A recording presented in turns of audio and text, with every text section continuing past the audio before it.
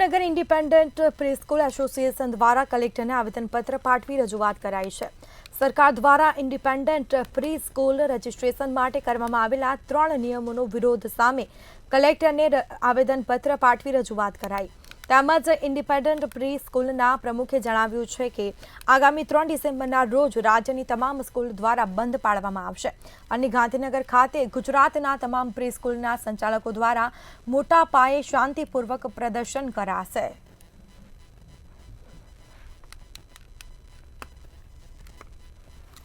મહિલાઓને કે જે અમે લોકો પ્રીસ્કૂલ ચલાવી રહ્યા છે અને મોટાભાગના અમારા કર્મચારીઓ પણ મહિલાઓ છે અને મોટાભાગની પ્રીસ્કૂલ ભાડાની સ્કૂલ જગ્યામાં ચાલી રહી છે।